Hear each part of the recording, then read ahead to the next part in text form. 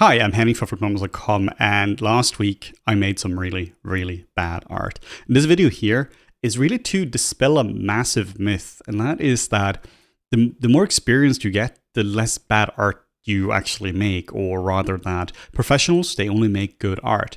And let me tell you, that is very much not the case. So the piece we're seeing here is my legitimate attempt at trying to make something that's supposed to look nice. And as you can tell, this did not work as intended. The piece just completely fell flat. Logically, I of course know how to improve this one, right? Like you need to first improve the bony landmarks. You need to figure out the main design direction you want to go, and you have to go in and you have to refine the eyes, ears, mouth, give them teeth, give them personality and all that. But none of this really mattered because I just couldn't do it.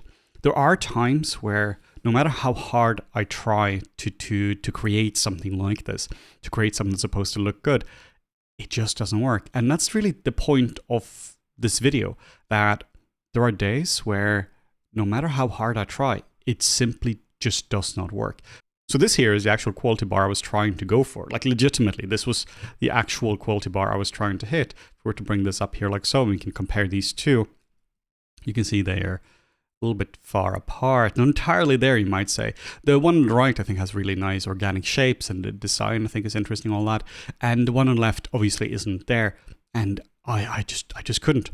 So once I learned that this piece here was pretty much irredeemable, I really had two ways to go about it. The first one is just power through, right? Just keep at it. Just be relentless and don't be discouraged by failure, right? Try to learn from it and such. And sometimes that works, right? Sometimes you just have to legitimately just start over again, start with a clean foundation, and just do your best the second time. And that does work sometimes. And other times, it's just a bad day. Sometimes my brain just doesn't work. Muscles just don't work. They just don't do what they're supposed to do. Everything is just wrong that day. And that just happens. So if that's one of those days, I honestly just stop sculpting for a while. Maybe I just play a video game, I go for a walk, just take a break, read a book or something like that. Because if you're forcing something that just cannot be forced, you're just gonna end up really frustrated. There's just no point in that. You'll feel that when that happens. Or you can do a bit of a mix, which is what I did. First, I just tried to force it.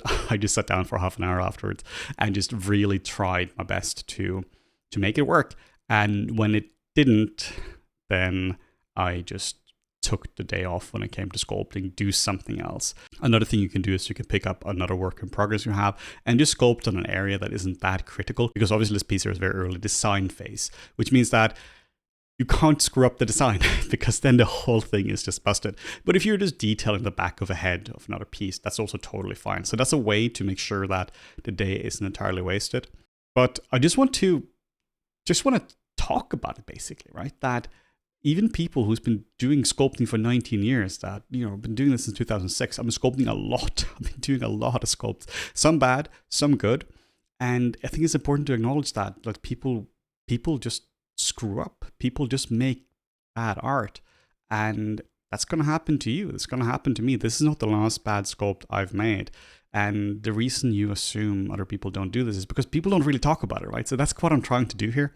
I'm trying to essentially just be open about the fact that sometimes the art we create, if it's writing or even if it's a program or if you're doing something else, it's just going to turn into complete and utter garbage. What I recommend you do when that happens, just save it somewhere, right? Just have a good laugh, print it out, put it on a poster, right? You can just turn it into something funny, turn the negative experience into something positive. And of course, you can also be analytical about it, right? You can, like, sometimes it's not just a bad day. Sometimes you're just missing a foundational skill when it comes to sculpting. But this is not it.